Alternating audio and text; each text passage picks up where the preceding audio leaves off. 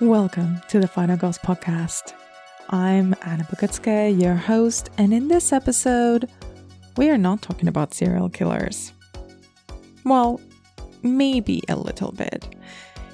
Inspired by the really amazing reaction to the chaotic good episode titled The Horror Oscars, which we released in March earlier this year, I've reunited with two of my favorite guests, Isaura Barbé-Brown and Becky Darke, to talk about what's up with horror so far.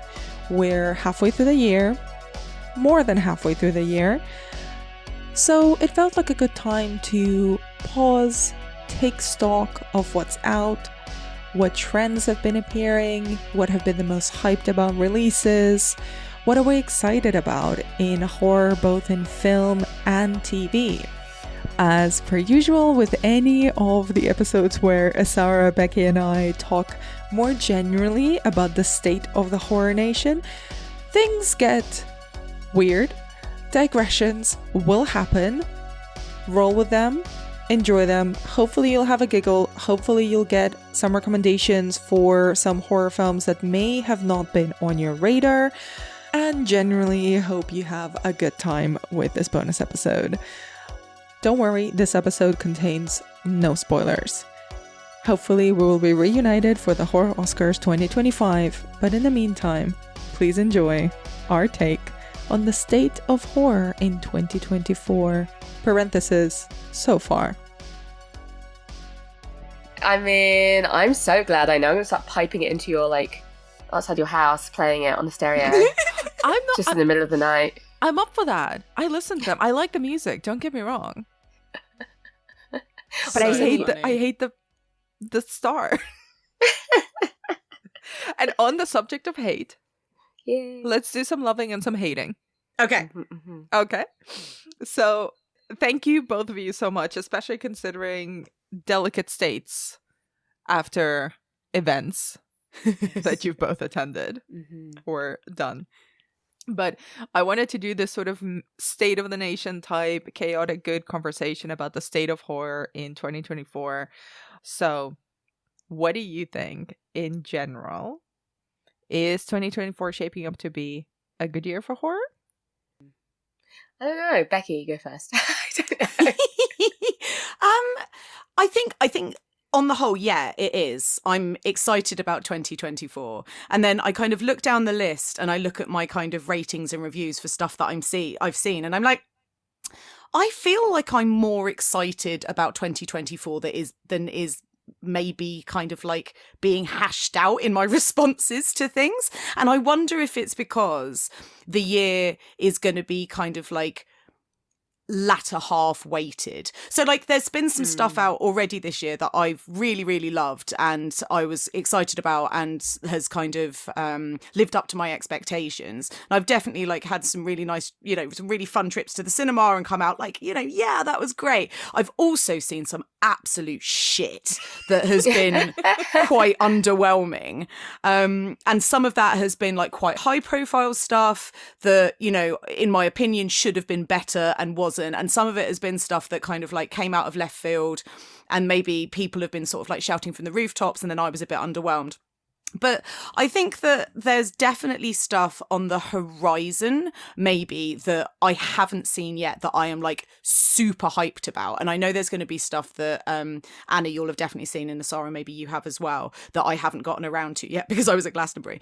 That I'm like, I'm so excited about and I just haven't seen yet. And I wonder if we were having this chat after I'd seen things like Maxine and Longlegs, that I would be like, fuck yeah, like 2024 is like a year for the ages. And at the moment, I'm like, yeah, it's all right. What about you, Sarah? I guess there were a lot of films I was looking forward to this year, which doesn't always happen with horror, right? Like every year is a year where you're like, oh, there's several films I'm noting down. And even if you watch them, they turn out to be not amazing. It's still quite, I think, a good year. The fact that you are looking forward to and are aware of lot of horror films coming out, like, because that again doesn't happen. Sometimes you have to really look for them and you're like, what's coming, what's even happening this year? Is anyone releasing a horror film this year? And I think even just the fact that there's like more of a general public like conversation about horror, that like more people who I know who don't usually watch horror have known certain horror films are coming out, which I'm been surprised about. So yeah, I guess it's a good year as far as like being aware of horror. Well, that's really interesting in and of itself. And similarly to Becky, you know, like there's, you know, we'll come to it in a little bit, but there's big films that I haven't had a chance to catch yet, but I've been aware of how big they are. They're large releases. People are talking about them. Like A Quiet Place Day 1, I just haven't had the physical time to go see it, but I've seen all the attention. Yeah. But I'll be honest, my own opinion has shifted somewhat literally in the past maybe couple of weeks, like 3 weeks or so, because I think the first half of the year has been not great. Just genuinely, just very underwhelming. A lot of movies that have been fine, and things that I was excited about that turned out to be a little bit mid. A lot of mid stuff. A lot of mid. Yeah. We've spoken about Immaculate and The First Omen. There were some really cool surprises. Really like Late Night with the Devil and things like that. But it really feels like this particular month, July, just overflowing with the most hyped releases. There's obviously Longlegs, there's McScene, A Quiet Place Day 1 came out I think last week at the time of this recording, so maybe end of June. There's obviously Nosferatu coming later on in the year in the second half, so it really feels like we've had a very underwhelming start and then a great summer for horror. Yeah. But what I wanted to ask you as well is, you know, even that question of is it a good year for horror can be interpreted in so many different ways. What makes a good year for horror for either of you?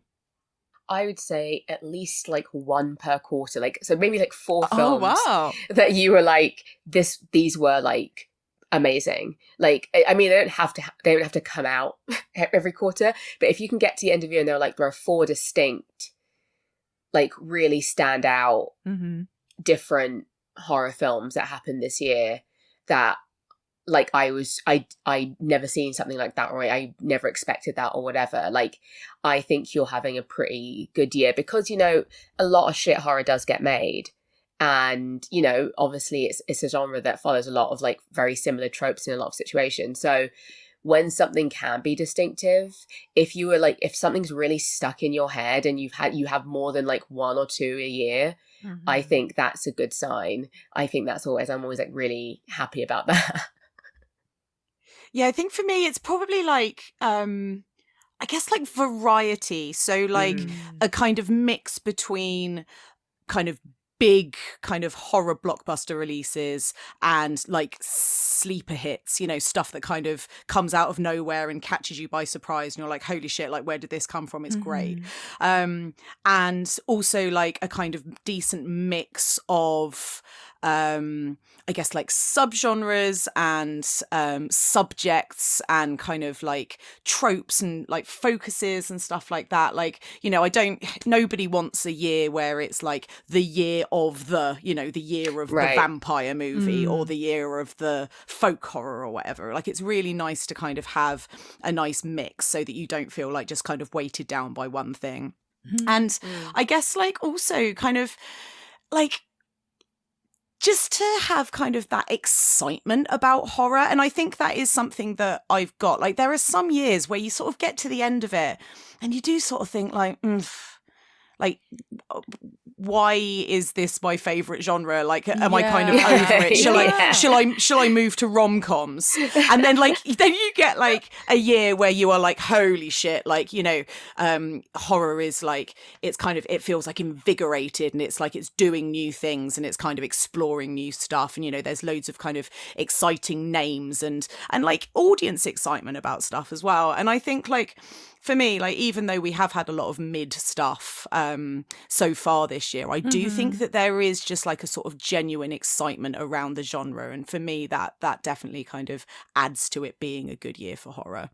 Well, that's really interesting you mentioned that, because I think maybe that's what I was missing this year. Yeah. You know, there was a couple of kind of titles that I was excited about because I was tracking them. I was more aware of them. But in general, and this is kind of going in the opposite of direction of what you mentioned earlier, Isaura, but I like sort of was less interested or felt like people were not really talking about horror as much. Like we had that and now we were at the tail end of it. And maybe that is the excitement that I was missing. I've sort of started noticing it this summer in the lead up to a few releases. But then again, that's just marketing. That's just the campaigns for the summer kind of indie / mainstream studio releases. And on that note, have there been any films, any horror releases that you felt like are the most talked about, the most hyped about? And if you've seen them already, have they lived up to it? Longlegs has been the one that I have been anticipating, I think, for the longest. Yeah. I haven't seen it yet, but like since the very first, I don't know, poster or mention of it, I've been it's been really good marketing. Yeah. And I've been looking forward to it the longest. Like it's been in the back of my brain for quite a while now. So that feels like for me the one that's been like, oh, this is I'm really genuinely excited to like probably my most anticipated film of the year at the moment. Yeah. What about you, Becky? Yeah, definitely Longlegs. Like, couldn't agree more. Again, I haven't seen it yet. Cross about this. Yes. But the marketing has been really good, and it's got like so many people involved in it that I really like Nicolas Cage, Micah Monroe, amazing. Like I really like Osgood Perkins, previous work. So I'm just and like I love a fucking serial killer film. So tick all my boxes, please, Longlegs.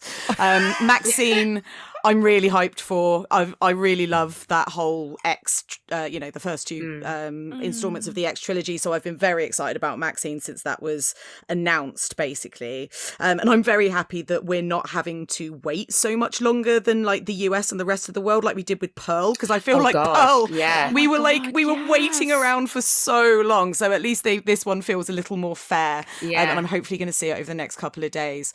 And then in terms of ones that I have seen, like I was really excited for Late Night with the Devil, like not kind of for as long as I have been for films like Maxine and Longlegs, but I just feel like there was such a kind of groundswell of hype around it, like just before it came out. And then I saw it and I did really, really love it. I think I saw it when it was like released last year, when it showed at South by Southwest, and like the hype around the festival was really big. And then it kind of got a new swell of excitement when it was kind of coming out in the UK and was like being added to Shudder and stuff. And I remember revisiting it kind of a year after I'd seen it and being like, holy shit, like, yeah, it does live up to the hype. And I'm glad that like now everybody else is really excited about it, that like it's as good as I remembered it when I saw it. And also I saw the TV Glow, like for me this year, like that's had so much excitement around it. And I really loved We're All Going to the World's Fair. So when it was announced that Jane Schoenbrunn was working with A24 as well, like that seemed like a really good like team up, and there was loads of hype around like the soundtrack and all of that kind of thing. And I'm very into this whole kind of like 90s TV, taping stuff and watching it along with your like unofficial viewing guide and all that sort of thing. So that was really like a big kind of draw for me. And again, like I did really, really love it. So definitely like I saw the TV Glow and Late Night with the Devil both kind of lived up to the hype for me. Well, it's so interesting because I have seen Longlegs. Okay. I'm not going to say anything about the film.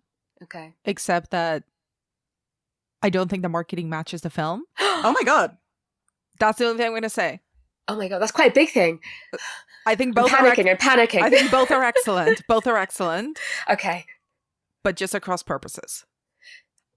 Interesting. I started looking for something. I was fully I don't know what I was looking for, but I was like, oh no, like I'm gonna tell the people I don't know what I was looking for. But that really stressed me out for a second. I was like, wait, what do you mean? I'm so excited about it. I similar to Becky, like obviously serial killers, analog technology, Silence of the Lambs. It's all my shit. Love Osgood Perkins. Really like the way that he thinks about horror and about cinema. Yeah. And interestingly, I saw the TV Glow. Also, one of my most anticipated films, so one that I like fully begged for a ticket to go and see it at Sundance London when it played, because I didn't cover the American Sundance, and it was the one fully packed screening of that festival. There was a queue up and down the stairs. It was very chaotic. It was full of young people. I say that as a grandma, it was like full of people who were very clearly younger than me. And it was just such a huge buzz in the audience, and like this, it was the only press screening as well that was packed, and I was so keen on seeing the film that I went in and I had to walk out because I had a meeting, but I just wanted to see like any amount of minutes that I could of the film before watching it. And I absolutely lapped it up. Similarly, big fan of Jane's work.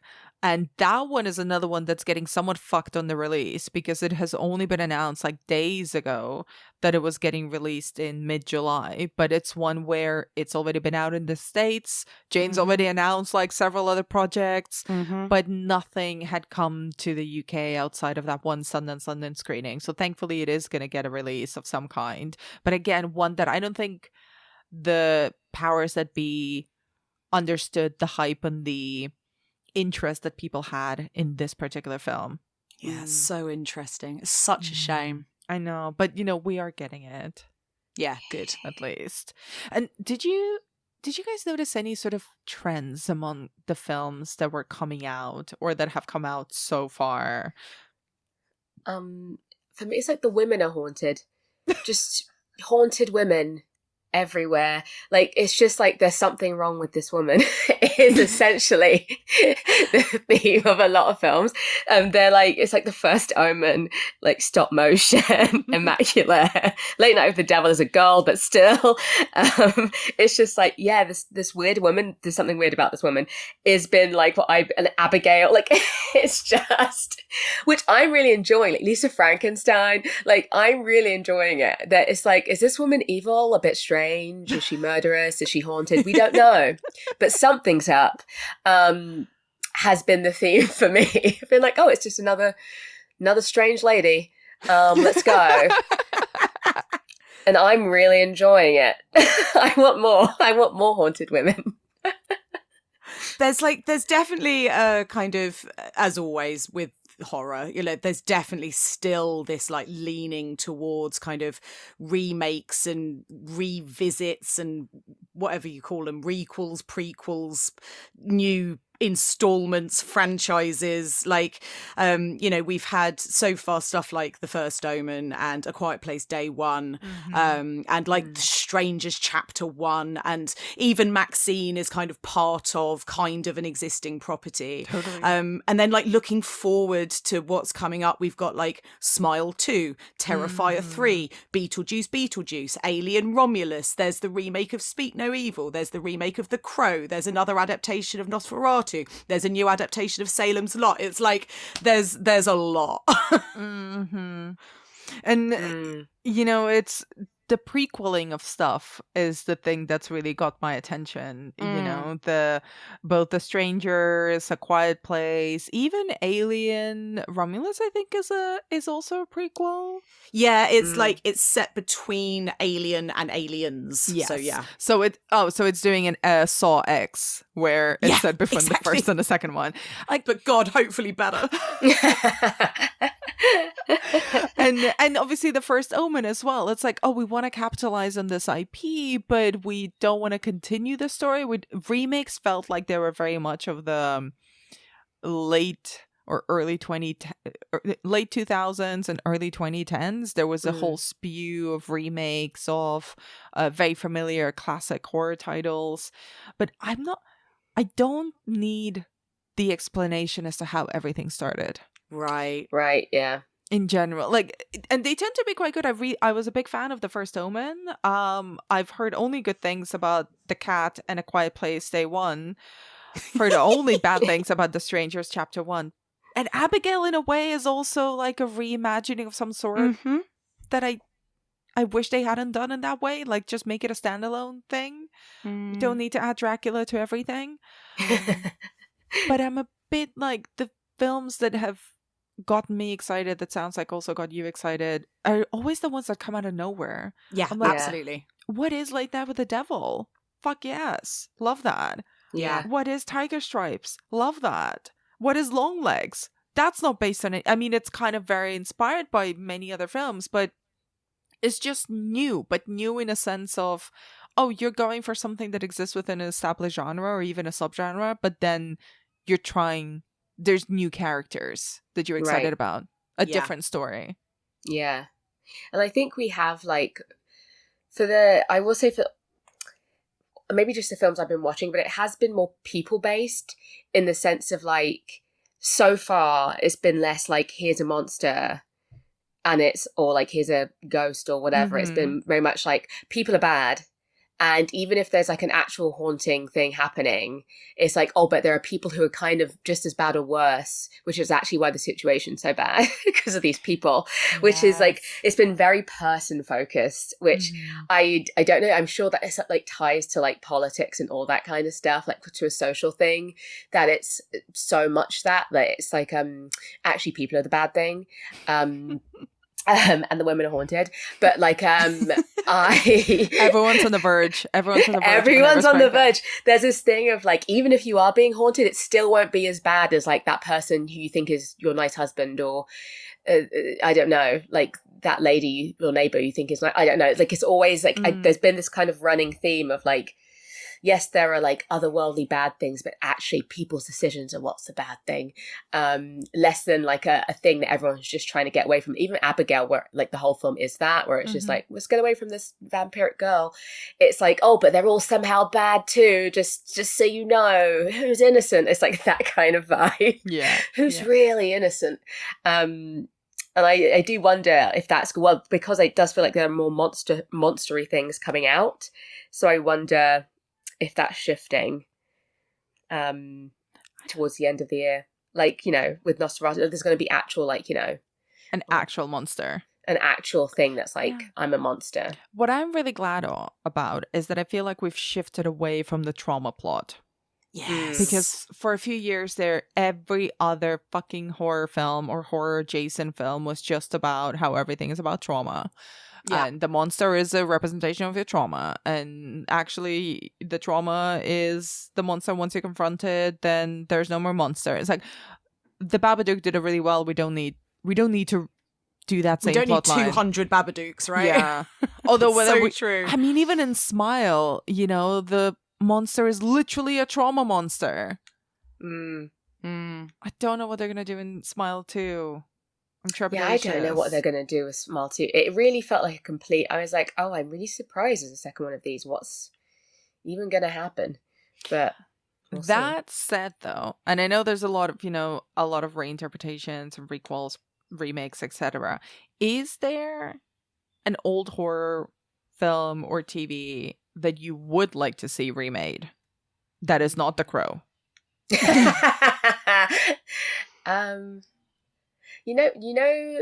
Scary Stories to Tell in the Dark, or what it's called. Yeah. So they made the film of. Yeah. See, I loved that book when I was a kid, and I actually think it should be a TV show because I don't think enough time was given to each monster in the film. I think the teenagers in the film were really annoying, and I would love to see it like in like a series, like in a kind of a Tales from the Crypt type series is what I think would be great.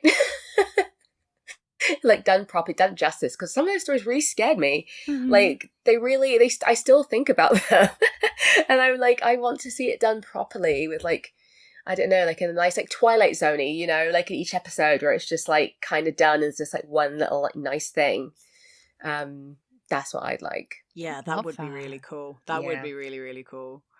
God, yeah, I don't know. I'm always bad at this stuff because I can never think of anything and then somebody will say something and I'll be like, oh, of course. So I don't know, like for me, you know, there's been rumours for years really about Erie, Indiana coming back and doing a new season. Yeah. Like a kind of reboot or just like a kind of reimagining. Like I would watch the fuck out of more Indiana. And again, like that's, you know, a very sort of like Twilight Zone, X-Files kind of thing. And I think they could do something so interesting, kind of, you know, that was out like 92. So all these years later, like they could bring that up to date. And like I wouldn't want it to be like a kind of like 90s throwback, like you know, Stranger Things. Like I would want it to be kind of set in like, you know, the 2020s, and kind of how all of these sort of weird goings on in a small town are kind of like dealt with now. Like they remade or they did a new series of Goosebumps last year, which I absolutely loved. I think it was me too. great. I really enjoyed it. Really enjoyed it.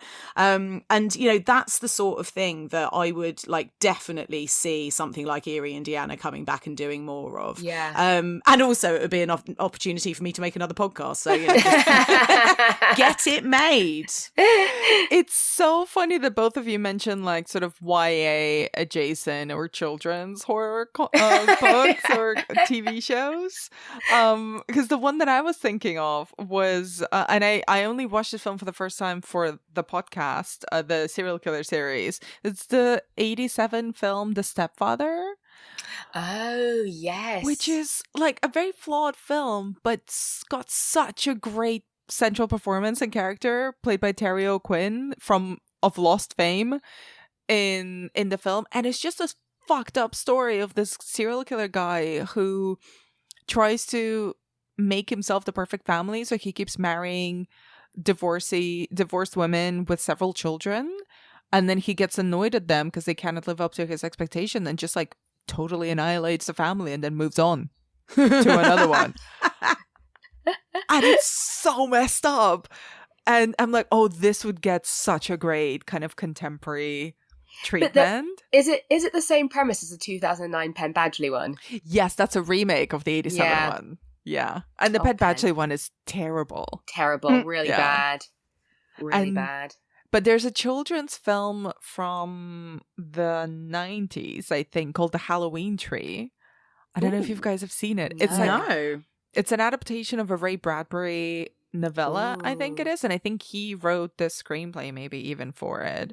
And it's animated. It's about this kid that dies and his friends go to the world of the dead to try to like rescue him. And it's got this like really, I saw it as a kid multiple times. And it's got this like terrifying figure of like this skeleton style man who's death. He looks like Mr. Burns, but very, very tall and spooky. And they kind of jump through, again, this is my memory from when I was a kid. They kind of jump through all of these death cultures around the world, trying to chase down this dead child.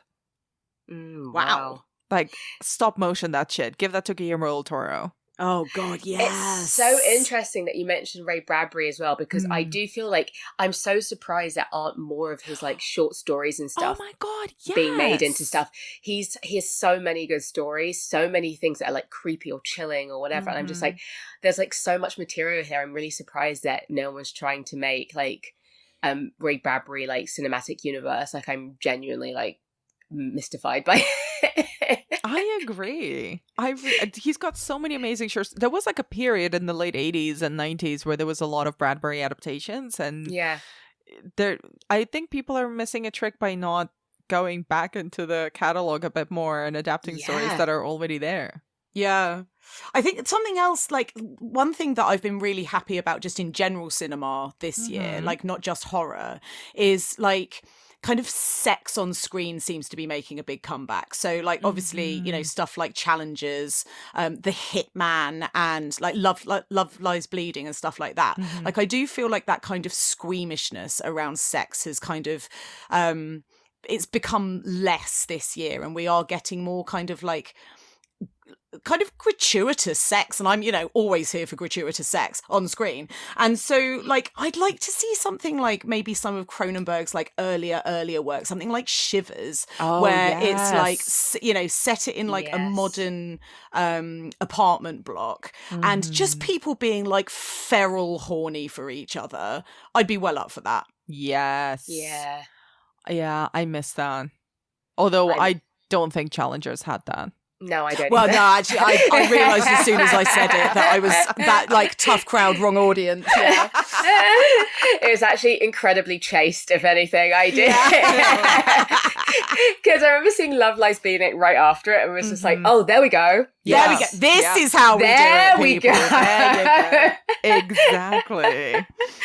And, we're talking about kind of what is how horror was being marketed in a way. Like, do you notice also, so this like the maybe it's a little bit gauche because we like to talk about the movies themselves, but they are part of a business. And similarly, how Challengers was marketed as a really sexy movie and then might have been disappointing for this audience and that front. Do you notice that like horror is being marketed as like being particularly scary or more like mysterious? I'm thinking about the campaign for Long Legs, or just kind of vibey or funny. Like, have you noticed how people are trying to sell us the horror films this year? I think most are leaning into a bit more mysterious. Yeah, I like agree. I think most are trying not to tell you too much. And even films where basically, if you like, First Omen's a good example where it's not like an entirely like a mystery really. Like if you know the Omen, like you're not going to be too surprised by anything that happens in the First Omen. But it still wasn't like, here's just like, I think Gone Are the Days, which I'm glad about, of like, here's a trailer with essentially the whole film. In a world where, and I think it's interesting, and I think people are getting more clever with marketing and realizing that's really a way to pull people in. I think sometimes it is deceiving because then you see the film, you're like, oh, this is you made this seem like a lot more like there was a lot more to it than there is, and there really isn't. Like Baghead, for example, where you're like, oh God. I think people are leaning more towards just being very mysterious about what's actually happening, what plot's actually happening, even who main characters are. I think they're shying away from telling us all the details in trailers anymore, which I think is good. Yeah, definitely. I agree with that. Like, definitely Long Legs is a perfect example. Also, like Cuckoo, I feel has been very kind of like keeping their cards very close to their chest, which again, like I'm a big fan of. Although I guess the kind of polar opposite to that would be the marketing around Abigail, where it was like people. Was anybody surprised when it was revealed that was a vampire film? Like when you're actually there in the cinema watching the film, was anybody like, oh, what a shock reveal? It was like they literally just plastered it like all over the trailers, all over everything. And yeah, I've heard the argument that, well, would anybody have gone to see it if it wasn't marketed as like a straight up horror film with like a pint-sized vampire ballerina kind of ripping people's throats out? Like, maybe not, but it did then make me laugh when in the film it was kind of treated like, oh, and big reveal, she's a vampire, and it was like, yeah, we know. Also it took like half an hour to get to that. I was like, can we get to the point, please? Like, we know, I know, you told me at the start of this. And I think because also like maybe they're tight, because when Megan, they were like, in certain films, you're like, yeah, the obvious thing is the thing. They're like, Megan's the robot who's also going to like murder people. Like, we're just not going to even pretend that that's not what's going to happen, because clearly you're going to figure that out. So sometimes I think they lean into it and it's like, oh, there's such an obvious like twist coming that we might as well just like tell you. And then I also love the Immaculate marketing was really good. Oh yeah, when they start getting people complaining about it, and they just put it on posters, like all the things. And I was like, this is really clever. Before that started happening, I was going to see it. I still haven't seen it, but like, that made me a bit more like, oh, this is fun and clever, and I'm glad they're having a good time with this, and they're not worried about the film they've made. They're like quite happy that people are finding it disgusting. And that was really smart. I think more horror films should do that. Well, they've also sort of been trying to do that, I guess, with The Most Violent Year, where they're, the rumors of people throwing up at screenings and passing out and stuff like that are kind of so at the forefront. It's like, it's the most violent thing. People are throwing up. It's so disgusting.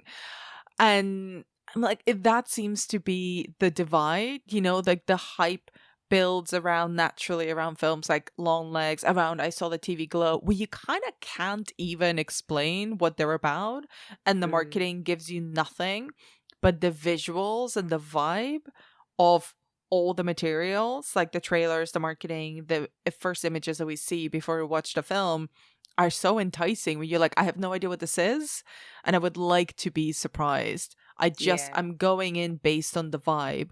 And I found myself reacting, maybe I was always this way, found myself like being a lot more interested in those films where they're giving me, much like Dua Lipa, giving me nothing. I found a way. She found a way. I found a way to bring in my pet hate into this. Oh my God. You're so smooth with it as well. I was like, whoa. It caught me by surprise. I was just like listening to what you were saying, and then I was like, oh my God, she's done it.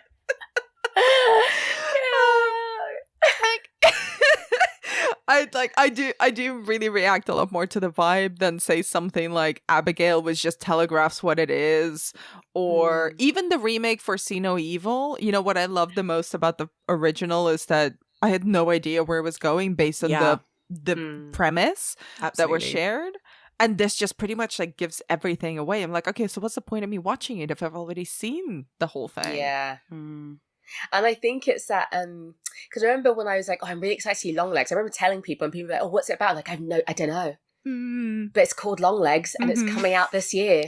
So that's what we know. And I think it's like, what's that Will Ferrell quote that's always used? Like, I don't know what it means, but it's provocative. Like, it's like, it's like, yeah, you got me. I don't know what's going on, but I'm in.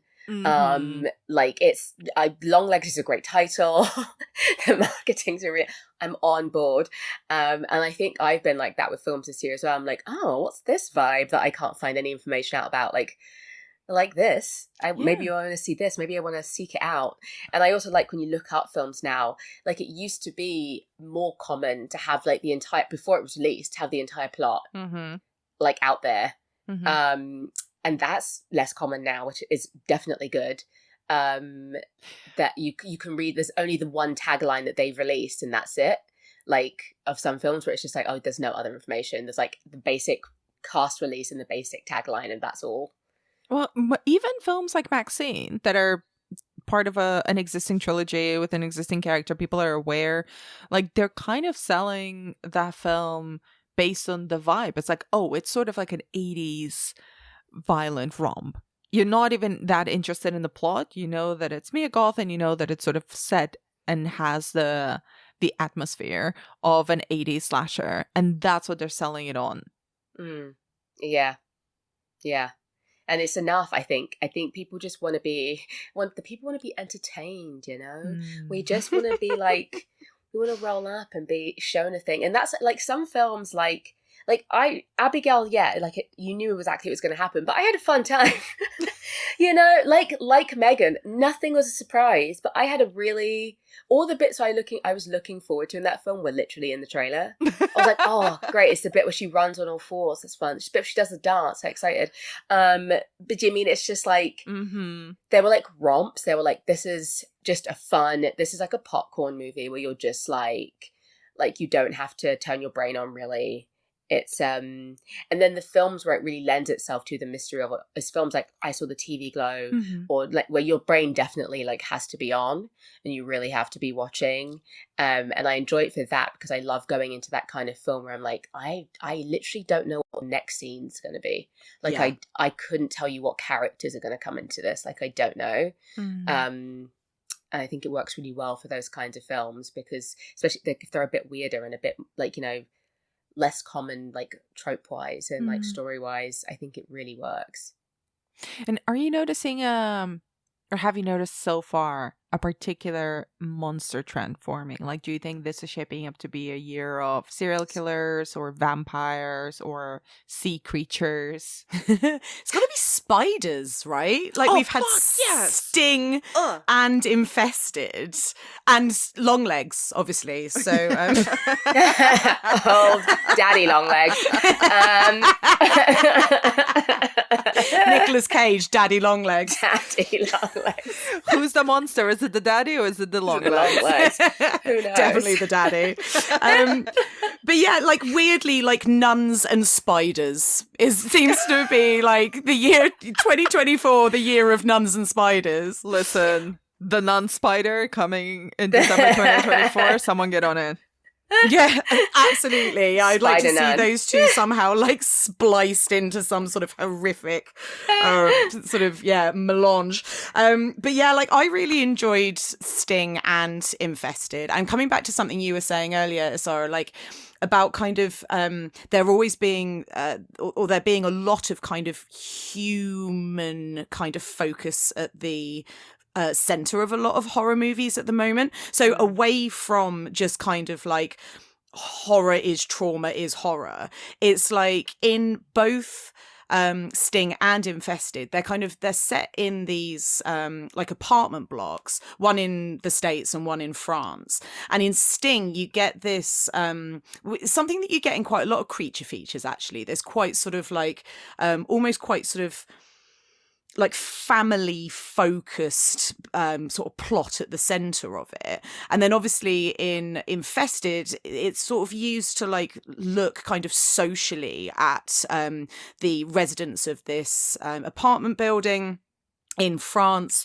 And at the same time, it's just like throwing either giant or huge quantities of spiders at you the whole time, which for anybody who, like me, has got a certain level of arachnophobia, I mean, I loved Infested. I will never watch that movie again. It scared the living shit out of me. And I'm so glad I didn't go to a screening of it and I waited until it was out on Shudder and watched it at home, because I don't think anybody around me would have been able to bear me if like I was in a cinema screen. I was like, no, like out loud the whole time. I literally like screamed multiple times. So like definitely if I was going for like scariest film experience of 2024 so far, it would have to be Infested. It shat me up. Fucking hell, because I hate it. Well, I didn't hate. I was very bored by Sting, which kind of made me lose interest in Infested. But also, I really dislike spiders. And there's, even as well, can I tell you guys a story? Until recently, I had in this corner of my window a fairly large spider kind of setting up his net, his web. His and net.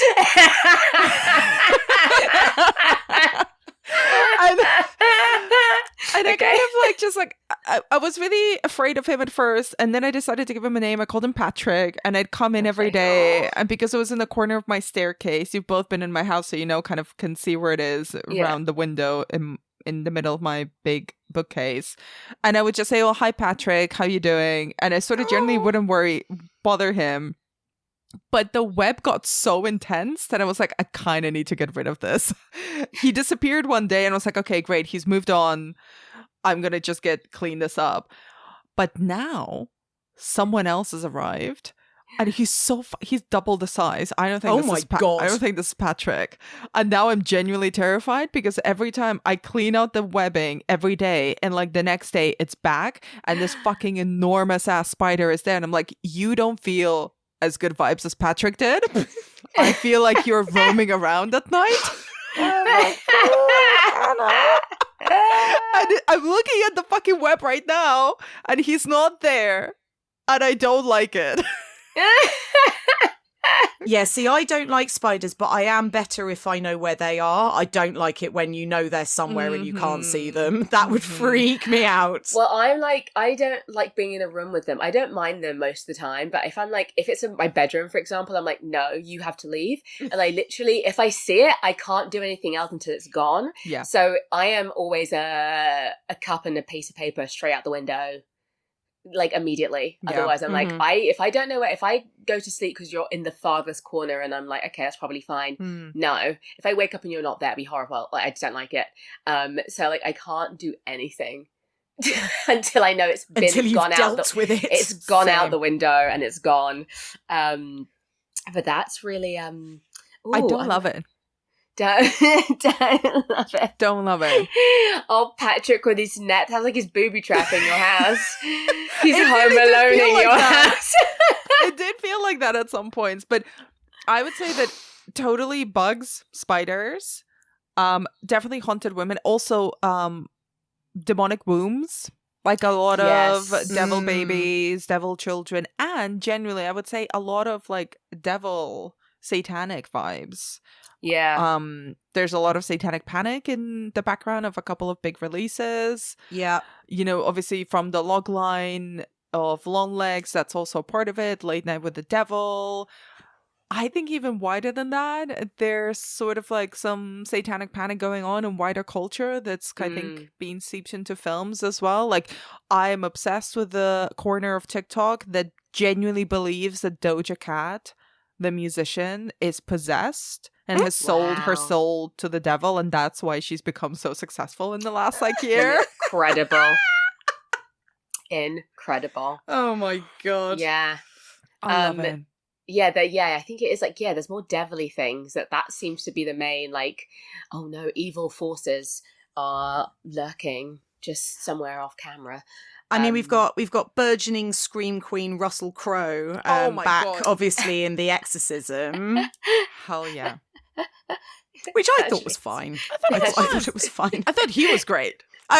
As always, this is exactly it, Anna. The film, fine. Mm-hmm. Him, brilliant, which kind of really like elevated it for me. I was very sad to miss him at Glastonbury, but unfortunately for anyone, so he was there with his band because, as we know, what are they called? Russell Like Crowe. 30,000 feet of groats or something? What's the Something like that. Or it was yeah. He sort of like the write up in the Glastonbury programme was like Russell Crowe throws a like a party and all of this kind of thing, and it was just like him and his acoustic guitar and a bunch of like Australian musicians. As we know, he's making music, making movies, singing songs, and fighting around the world.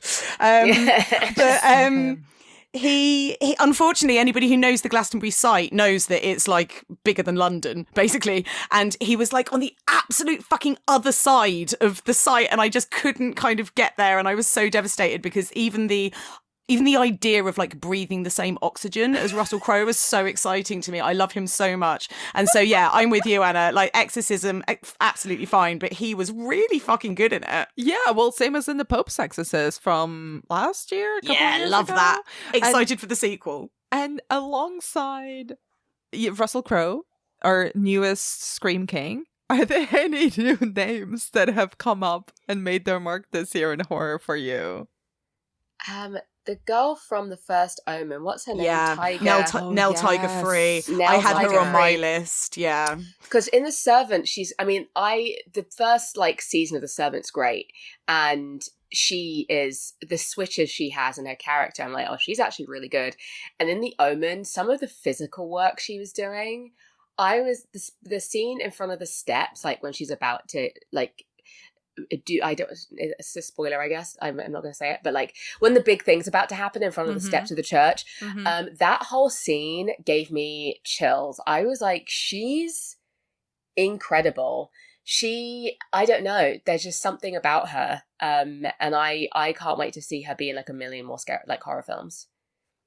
Yeah, I mean, I'm on record as not having liked the first Omen at all, but I did think that Nell Tiger Free was fucking amazing in it. So yeah. I love her, and I am very excited. Well, Ashlyn Franciosi had already been in sort of a horror adjacent film. She was in A Nightingale, but I absolutely loved her in stop motion. Yeah, she's incredible. She was great. Yeah, and she was in Voyage of the Demeter as well, and very good in that. So she's fine. It was fine, but she was good in it again. Like, I'm very, very here for Aisling Franciosi. I think she is fucking great. So, and again, I thought she was the best thing about stop motion, apart from the actual stop motion with that creepy / adorable little girl made of like fat and fox meat. I don't know, but like the literal sound of that meat moving, it was just like, what? Like I was just like, this is so unsettling. I cannot recommend. I know it's out on Shudder now, I believe, and I think it got a very, very tiny, tiny release in UK. But if that film is ever showing on a big screen, just drop everything and go and see it. Because I watched it on a screener. I programmed it for Fantastic Fest last year, I think, and then I got to see at least a little bit of it on the big screen there. Fucking hell. It completely changed the film for me. The sound is so detailed and so incredible. Wow. Okay, that's good to know. That's good to know. I keep thinking of, do you both watch Drag Race? No, sadly. No, sorry. Guys, I mean, get it together, first of all. So embarrassing for you. I can't believe this. But there's this really fun... That was so disappointing. No. There's this amazing thing where RuPaul is talking about performing, and he's like, did you guys see Dear Evan Hansen? He's like, it's such a good musical, and Dear gives everything, because he thinks the lead character is called Dear. And the queen's just listening to him like, oh, because they're all like, what? But they're like, oh, sure. And I've been making this joke with Longlegs. So like, I'm like, have you seen Longlegs? Because Long gives everything. And it's been like no one knows what I'm doing when I'm like, Long gives everything. But I just want that to be like, I want that to be the tagline for it. Long. I want someone to say it in a review of it. I'm desperate for it, gagging for it. Like, that's... Someone, please make this meme. Yeah, and I think... Someone listening, please make also, it. You know, for a new face, Long was amazing. Long gave us everything. That's all I had in my brain. It's like, Long was everything. You need to watch Drag Race also. Because what are we doing here? What are we doing? So many pop culture references are from I know, now. but this is the thing. I feel it's this thing now where I'm like, I've left it too long, and I just feel so overwhelmed by it. It's too big now. I don't know where to start. You don't even have to watch it in order. You can literally just watch at any point. It's just fun times. Just do it. Jump in, dive in. I'm scared. I know I should, but the pool is too deep. We're going to do. We've spoken about movies, but how do you guys feel about horror TV? How do you think it's faring compared to film? I think... What do I think? I think there are some very clear... I think the hits are really hits. And I think the misses are really misses. Like Into the Vampire is just fucking... I don't know. I love that so much. It's brought vampires back in a big way for me. Like, Twilight really ruined them for me for a long time. I was just, I just hated any kind of vampire, anything. So I was just like, ugh. Excuse me, ma'am. We've recorded about True Blood together. Yes, but Twilight was after True. Was it? Yeah, it was after True. As in, the films existed. Wait, when did Twilight come out? Twilight was like 2007, wasn't it? When was True Blood on? It's like 2000. Okay, I'm gonna Google this. How old am I? Like, I don't know what's going on. Twilight was 2008. Okay. True Blood was, I want to say 2000. Oh, it was the same year.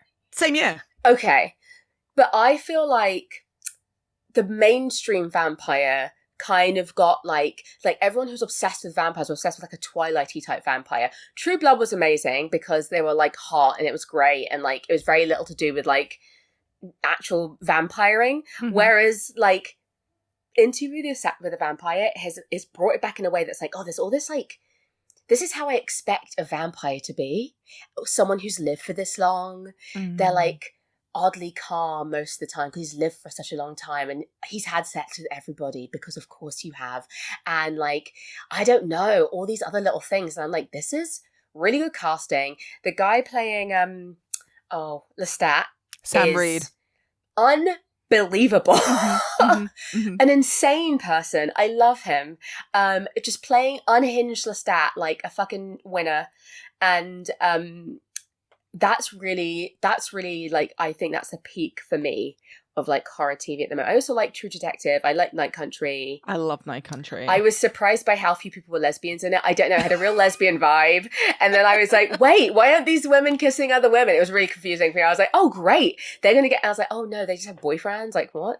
Rubbish. But like it just like surprised Fiona Shaw snuck in there. Yeah, that was great. Like always good. Always good. I love, men freezing to death in the middle of nowhere. Who doesn't like that? So I think when it's been great, and then Them the Scare actually really scared me as well. I didn't like the first Them at all. Okay. Because it was just like so much. I mean, obviously I know it was a point, but so much racism that I was like, I actually can't enjoy a show where it's just like feels like an assault on my person every time I watch it. Whereas the second season I just liked a lot more. That's really good to know, because I've sort of avoided the second season because I watched only a couple of episodes of the first one, and I was like, whew, I don't. Yeah. No, so thank you. I watched the first episode of the first one and then was like, no, thank you. And then I got convinced to watch the second season. And I would say, if you didn't watch the first season for those reasons, you can absolutely skip to the second season. It's decent. Like there were some good scares in there. Like there was a night when I was like, I have to stop watching this because I can't go to bed. And I didn't expect that at all. And then like there's been other ones that are like, American Horror Story's really fallen off. Just really gone to the dogs. I don't know what's going on. I haven't even finished Delicate, and awful. I'm probably the biggest Ryan Murphy apologist out there, and I'm just like, it's really got like too bad way too much Kim Kardashian. Like, what's going on? So yeah, and I just said that one. What's it called? The Walking Dead. Which I stopped watching the Walking Dead series, the original one, when Glenn died. I was like, I'm done, finished, can't, I don't like it, no. And I started watching this one, like The Walking Dead, The Ones Who Live, and it essentially is like it's mostly Rick and Michonne like doing it, and like, or being just really horny for each other is that's the highlights. So it's not even like the scary things that are highlights of it. It's like a Rick and Michonne going to make out anytime in this episode, because I'd like that. And when you're on TikTok, that's what most people are talking about. Like you'd be forgiven for not knowing there were zombies in that show because all anyone's talking about is those two actors doing it. So those are the highlights for me. But then the ones that have been bad have been really bad, like especially American Horror Story, just awful. What about you, Becky? I'm so bad at TV. Like literally, I've seen True Detective Night Country, which I didn't particularly like, and that's basically it. Like I've never seen anything else. I'm just genuinely, I just don't engage with TV as much as I do with films, probably as much as I should. I mean, what I do is like watch reruns of Buffy the Vampire Slayer and The Simpsons, and that's kind of it. Yes. So yeah, I'm the wrong person to ask. And the one thing I did see, I didn't particularly enjoy. So, but that is really good to know, and I do have Interview with a Vampire on my list because all I hear is incredible things about it. Incredible. So I am really, really excited, and I will start it soon because I don't want it to get to that point where it does start to feel kind of intimidating, and I feel like it's only on season 2 that I can manage. So yes, that is definitely like a thing that is very much kind of moving up my priorities list. I just recorded an episode about season 1 and I'm in the middle of season 2, and it's just a treat. It's just a gothic, violent. It's so your jam, Becky. It's erotic horror. Yes, so sexy. So like, oh my God. Gory in all the right ways you want. Like they're just vampires you want. They're like, this is exactly how this should be. And somebody quick, give me COVID so I've got an excuse to binge quickly.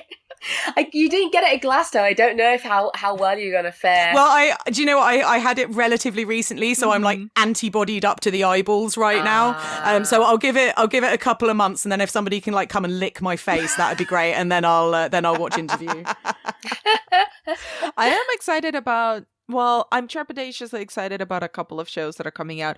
I don't know what the fuck Grotesquerie is. That's the new Ryan Murphy TV show with again another anthology show that he's setting up, right? And I don't know what to think about it. The teasers are all very oblique, very mysterious, but it's got a incredible cast so far. Niecy Nash, I think, is part of it after Dahmer. There's an Alien TV show as well, I believe. There's a Stephen King themed show, Welcome to Derry. I think it's a prequel to It.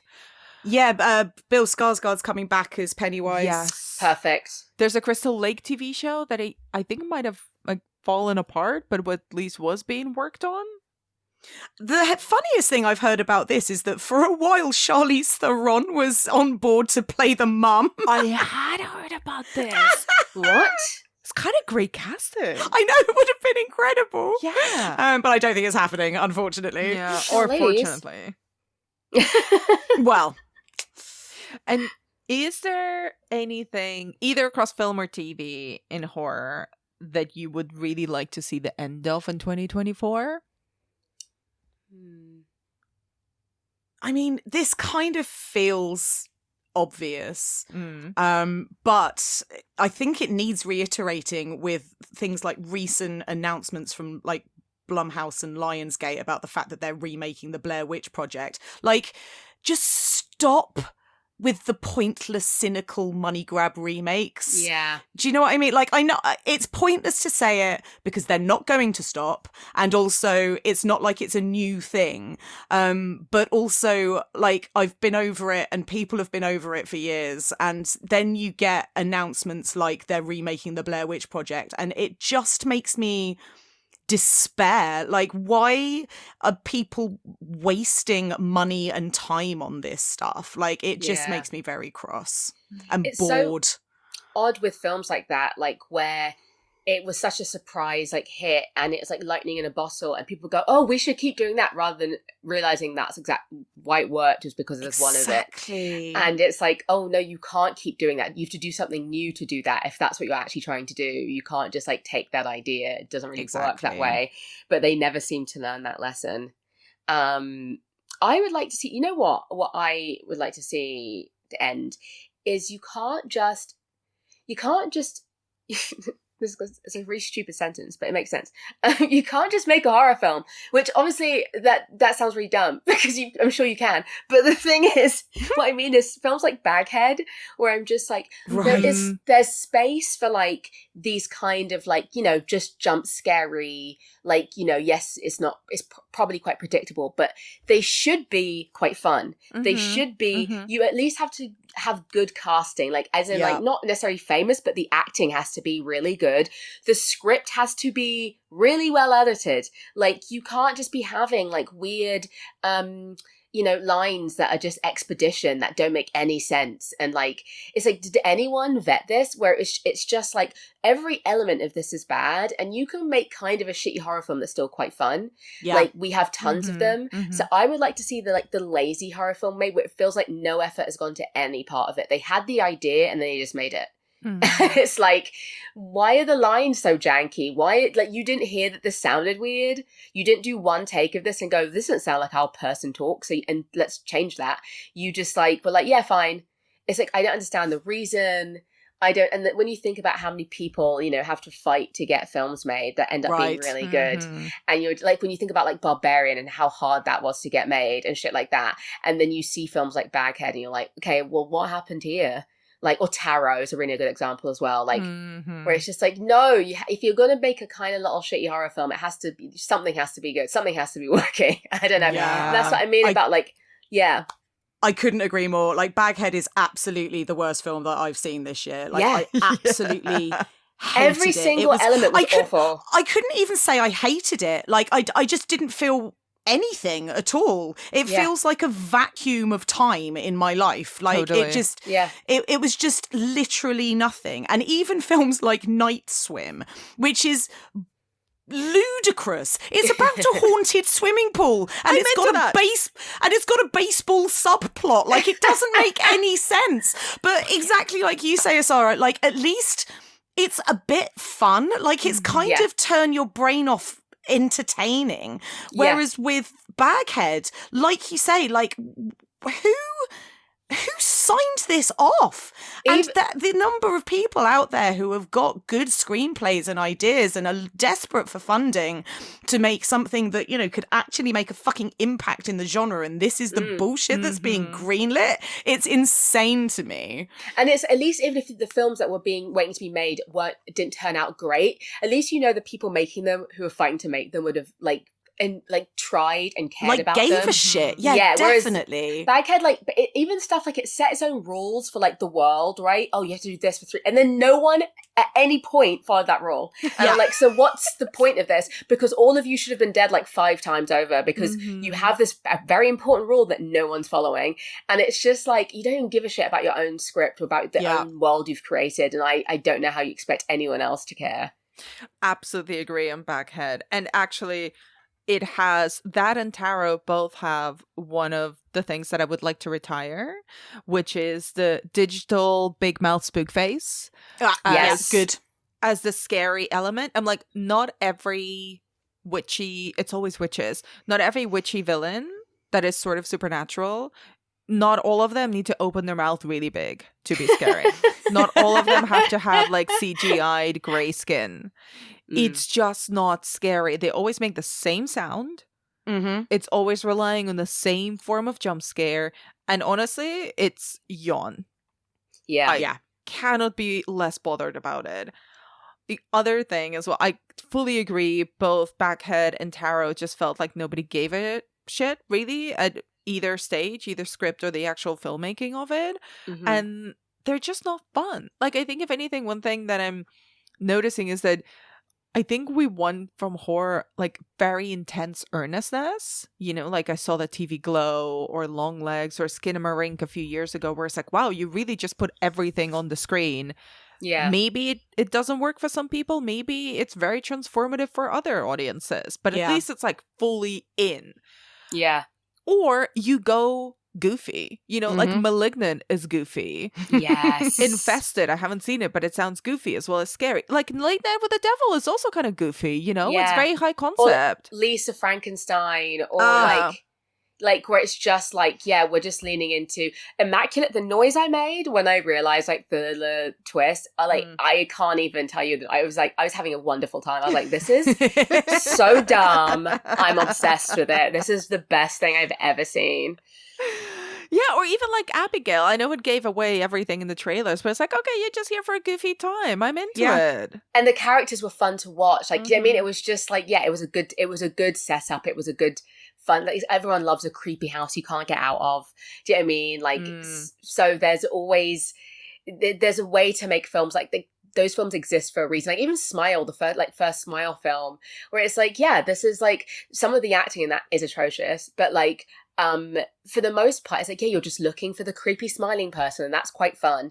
And one of the things I loved so much about Abigail was like, you know, the casting is so good. So you're having a good time because you're watching these people like do good work. Like, so people like Dan Stevens and Catherine Newton, you know, they absolutely drip with charisma. And so when they do have, like, if it is a bit more goofy, they're kind of saying these lines that, fine, it might not be necessarily how people talk in real life, but because of the delivery and because, you know, they're obviously having a good time with it, it sort of works within the world of that film. And so you're just having a good time with these people having a good time, and they're just like dripping with this charisma. Whereas something like Baghead, because everybody in it just seemed fucking bored, I was bored watching it. And so, you know, it all just jars so much more. So there is something about, like, you know, putting stories on screen that, as you say, Anna, like they're either like super earnest and they take themselves seriously and they obey their own rules, or you kind of go the slightly more like camp goofy route. But it's these ones that kind of try to do one of those things and then just don't put the effort in or don't cast the right people. You know, that it just like, it falls so flat, and there is nothing like more kind of like frustrating and like just disappointing about stuff like that. Yeah. I think it is a huge disappointment because you're like, I'm here to have a good time, or I'm here to be like scared. All of us are invested in the genre, right? Like we go and see this stuff because we want to be scared and we want to have a good time. Like however you kind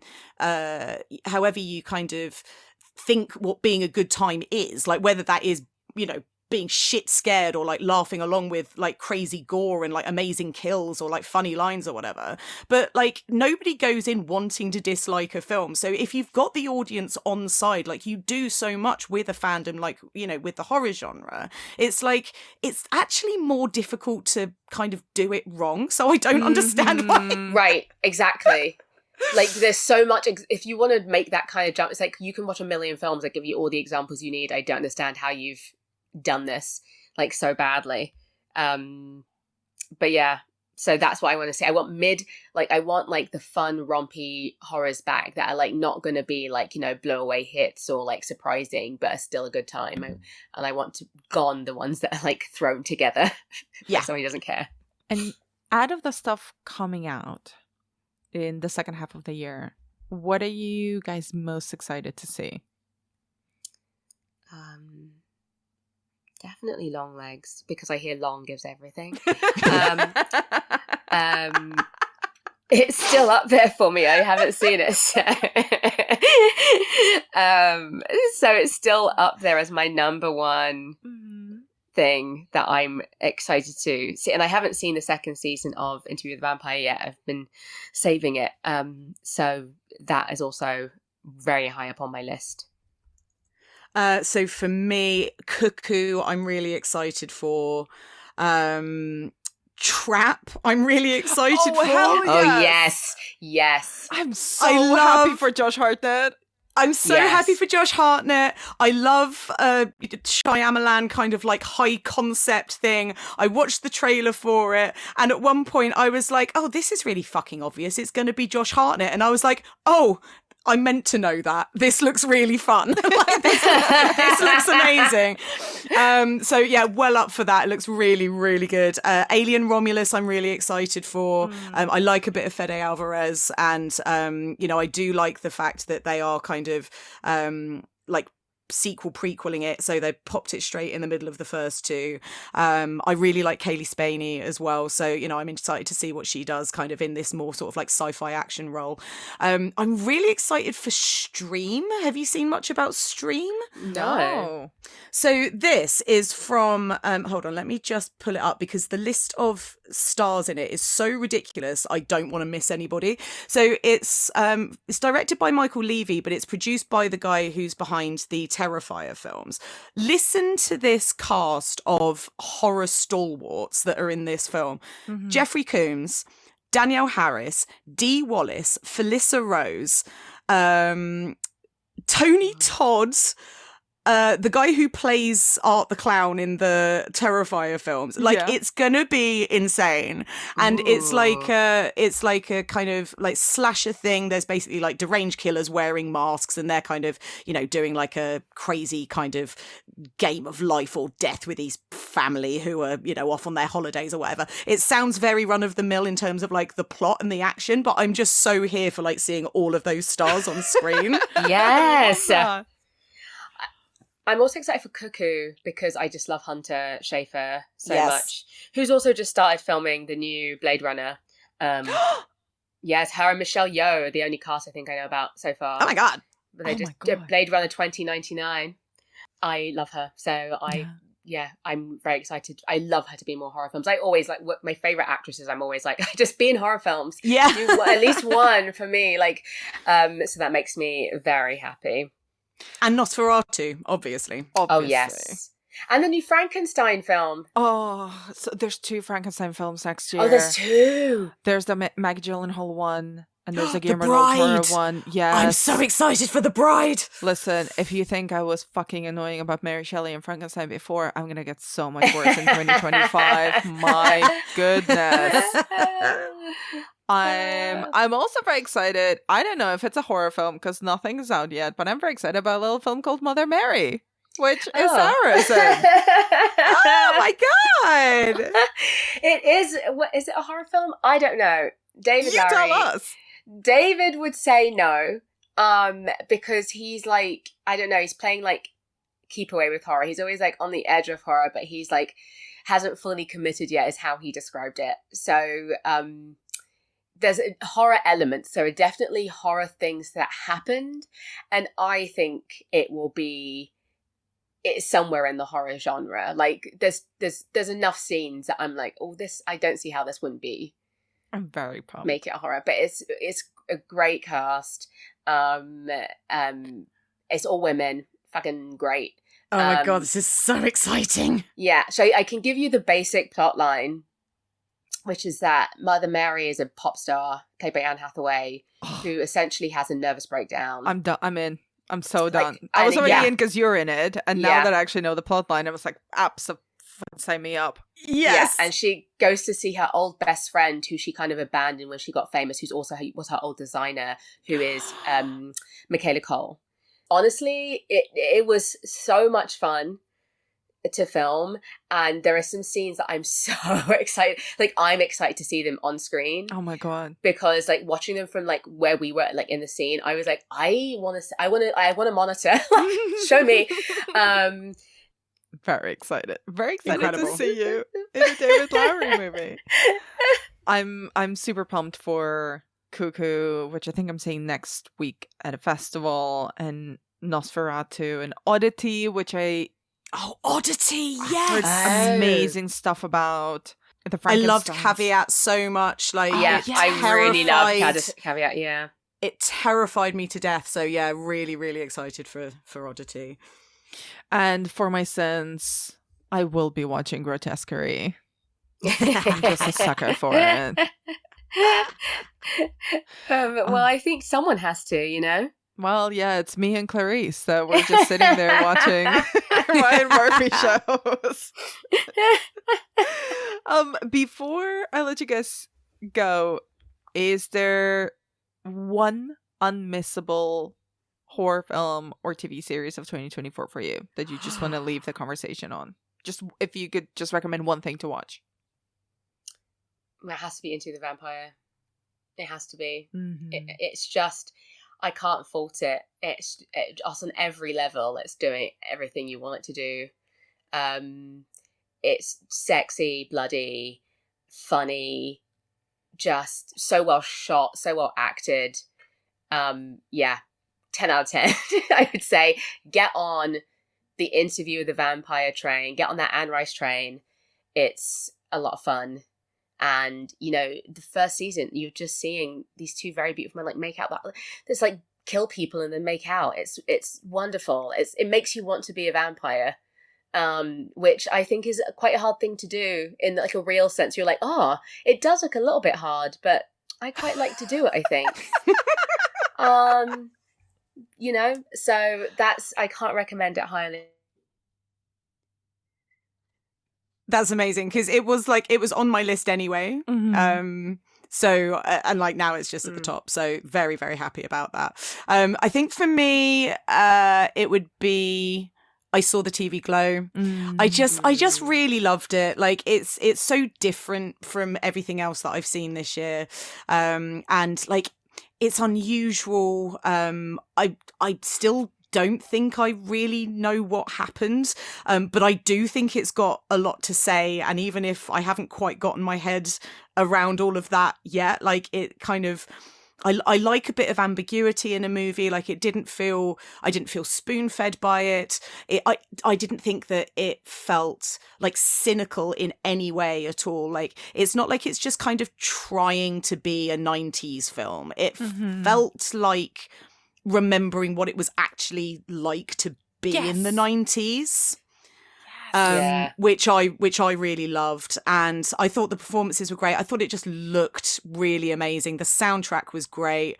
I mean, just like I'm so excited about everything that Jane does, and you know, I'm very excited to see what they do next. And for me, this is the one that like there's I've seen a lot of great stuff, but and I would say like probably by the end of the year, like maybe my answer will have changed, but definitely for what I've seen so far, I think that that's my standout.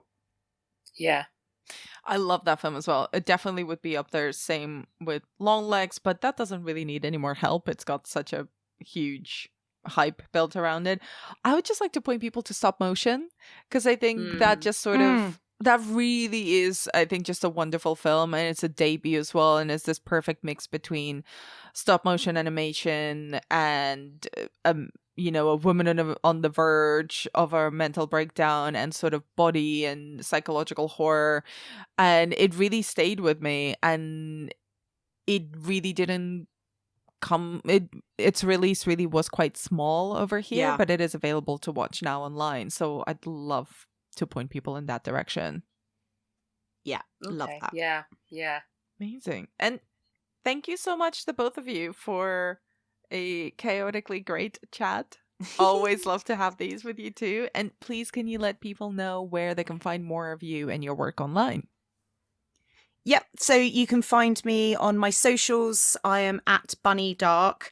And you can also join my Patreon. I do regular exclusive writing over there, which is patreon.com/Bunny Darke. And I've just very randomly, as a little summer treat, I've just put out my top 10 favourite swimming pools in horror, if anybody's into that kind of nonsense. Wonderful. You can find me on X at Isaura_BB, and you can find me on Instagram at Isaurasaurus. Anything I do will have little links there. Any writing or any live anything I do will be, and I'm sure at some point the release date of Mother Mary will be appearing there as well. So yes. So excited. I also love that you're now arguably probably in a group chat with Anne Hathaway and Hunter Schafer. I'm not in a group. I have all their numbers, but not in a group chat. But I could text them if I wanted to. Don't know what I'd say. But if I had a burning desire to text Anne Hathaway, ask her if she's watching Interview with a Vampire. Yeah. Hey Annie, I did get her to watch Naked Attraction. So I do have some sway.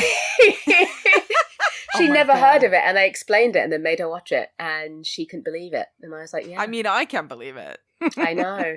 I really corrupted her. Like, yeah, really. So maybe she won't take any more of my recommendations because of that. I don't know. If you ever get Dua Lipa's number, because you work oh my on god a show together, just can you just let me know, because I have questions. I'm on it. I'll connect you.